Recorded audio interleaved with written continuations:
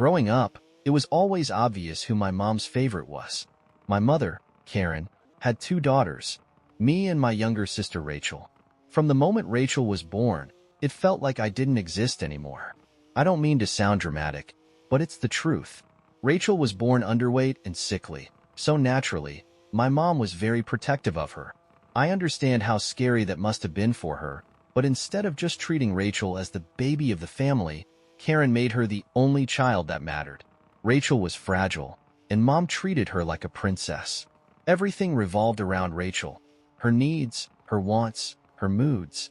For example, Rachel didn't like eating on her own, so Mom hand-fed her well into middle school. If Rachel had homework or a school project, Mom would do it for her. And if Rachel didn't feel like going to school, Mom would let her stay home, no questions asked. Meanwhile, there was me. I wasn't neglected physically. I had food, clothes, and the basics. But emotionally, I was on my own. Mom never took an interest in my life unless it had something to do with Rachel. One time when I was about 10, I had a dentist appointment that Mom completely forgot about because she was at a spa. I ended up waiting outside my school for hours until a family friend noticed me and gave me a ride home. When I got back, Mom acted like it wasn't a big deal. "Oh, I thought you'd figure it out," she said casually. My dad, Michael, may he rest in peace, was the only one who truly saw me. He worked long hours, so he wasn't home as much as I wished, but when he was, he made an effort.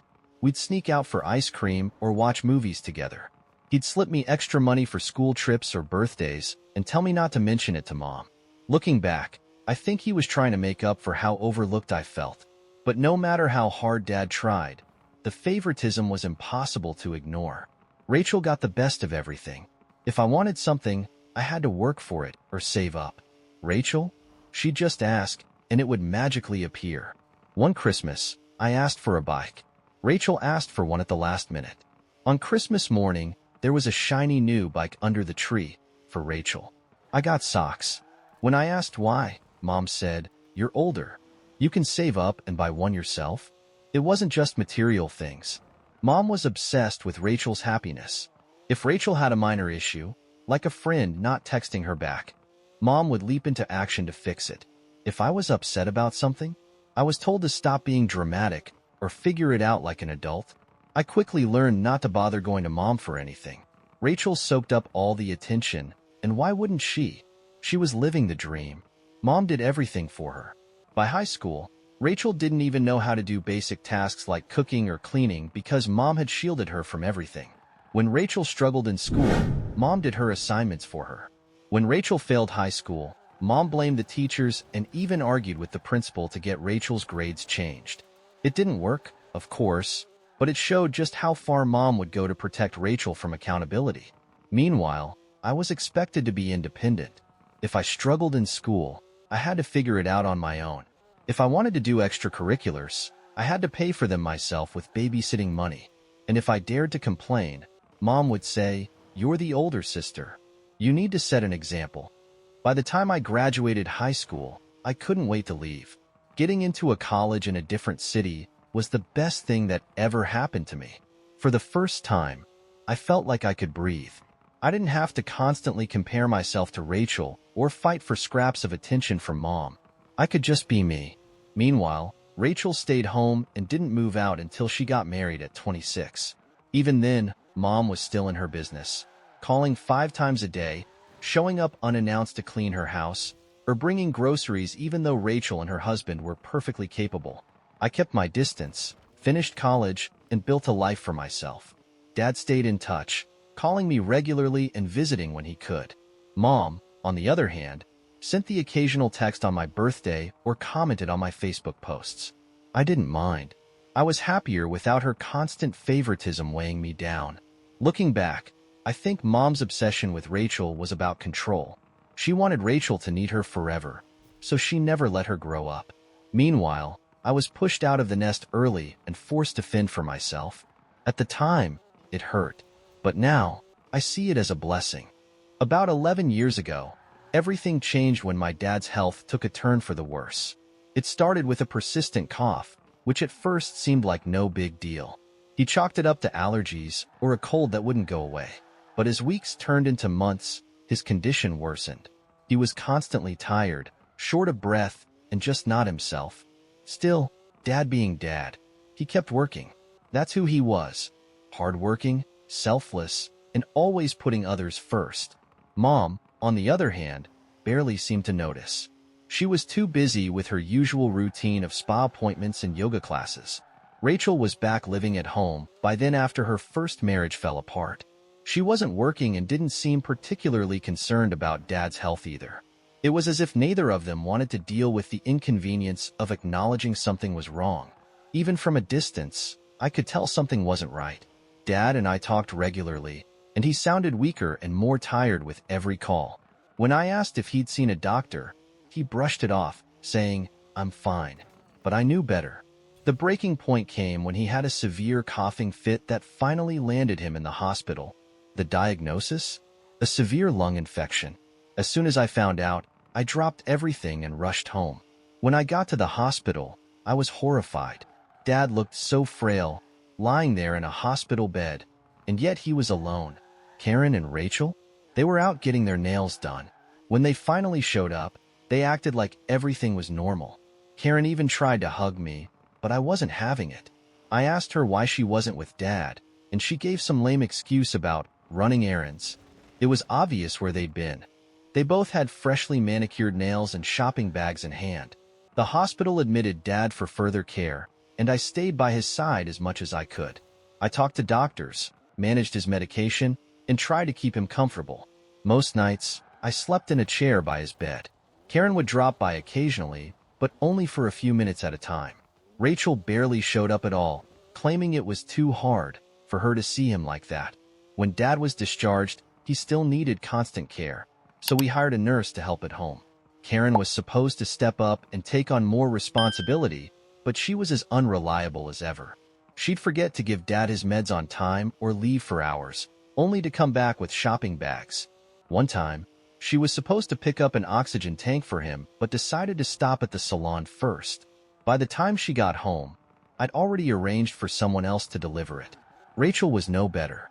She claimed she couldn't handle seeing Dad in such a vulnerable state, so she avoided him entirely. She stayed in her room most of the time, scrolling through her phone or watching TV. During one of Dad's worst episodes, Rachel even went on vacation with her friends. I ended up quitting my job to take care of Dad full-time. I didn't trust Karen or Rachel to do it, and honestly, I didn't want to leave him alone with them. Dad deserved better. I cooked his meals, helped him with physical therapy, and made sure he had company so he wouldn't feel lonely. It was exhausting, but I loved him, and I'd do it all over again if I had to.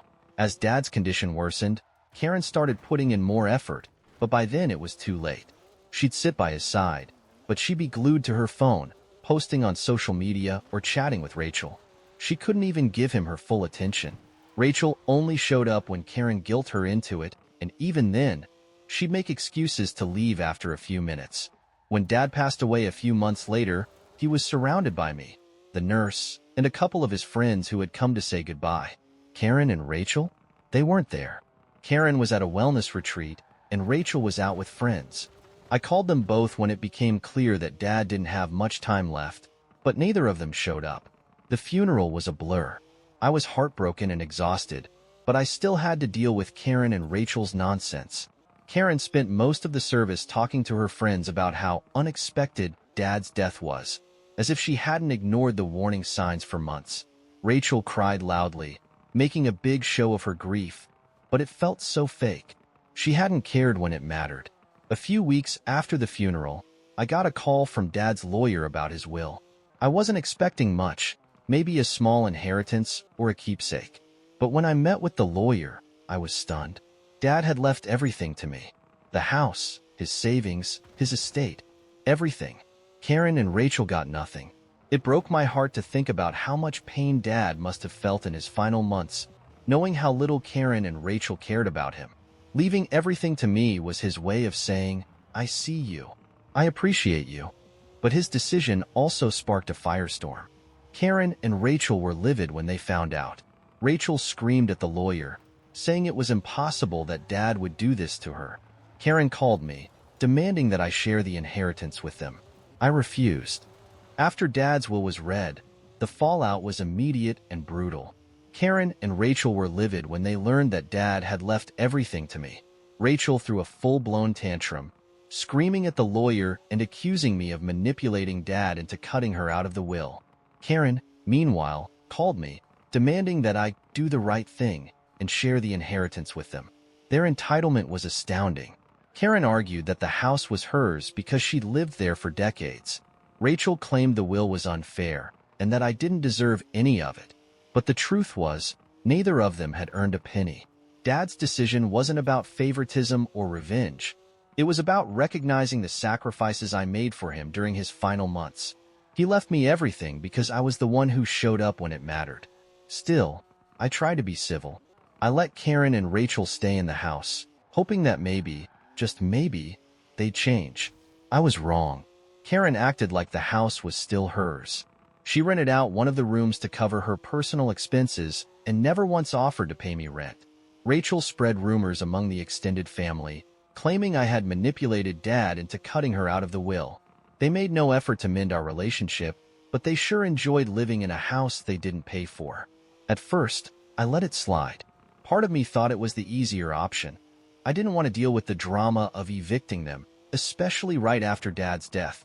But over the years, their entitlement only grew, and their lack of gratitude became impossible to ignore. Fast forward to now, and everything boiled over when Karen made an outrageous request. She wanted me to pay for Rachel's wedding. Out of nowhere, Karen called me, sounding unusually excited.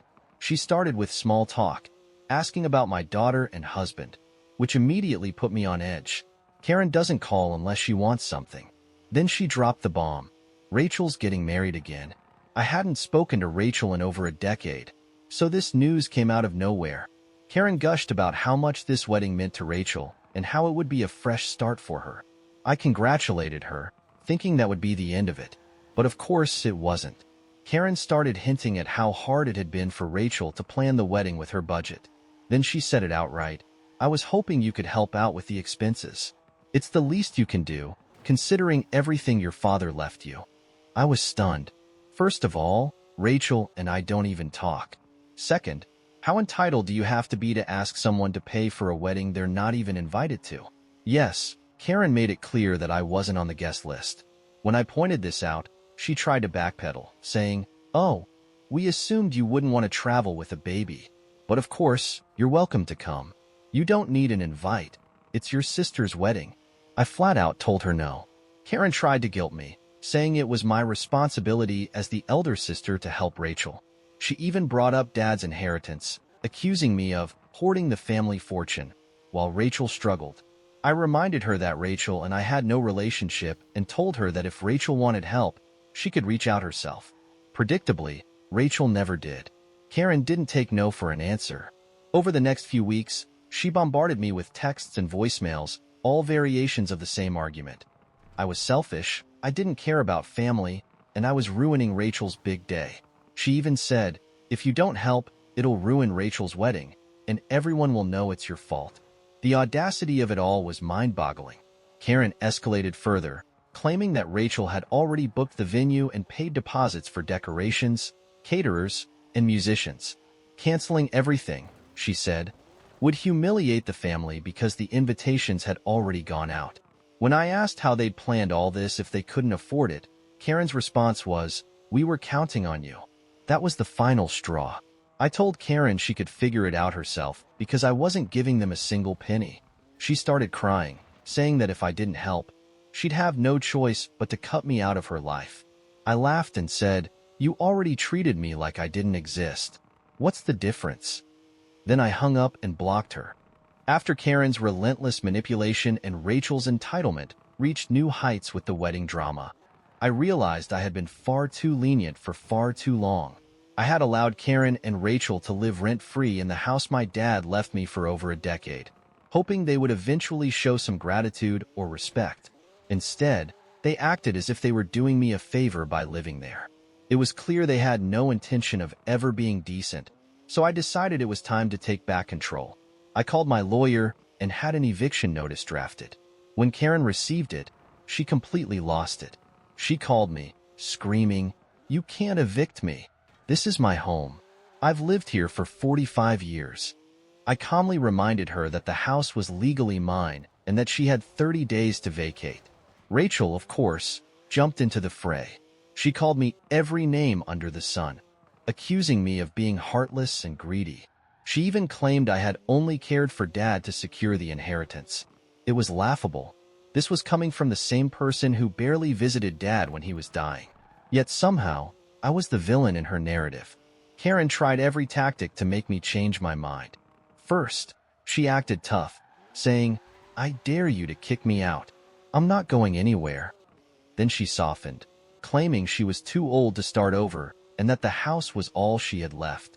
She even cried about how she'd been renting out a room to make ends meet, as if that wasn't the same room I should have been collecting rent on for years. When none of that worked, she tried guilt-tripping me. "What would your dad think if he saw you throwing your mother out on the street?" she said. That did it. I told her, "Dad left me the house for a reason. Maybe if you'd cared about him even half as much as you cared about spa appointments, he'd still be alive." I know it was harsh, but I was done sugarcoating things. Karen made her choices, and now she had to face the consequences. Rachel didn't take the eviction well, either. She told Karen to move in with her temporarily, but made a big show of it.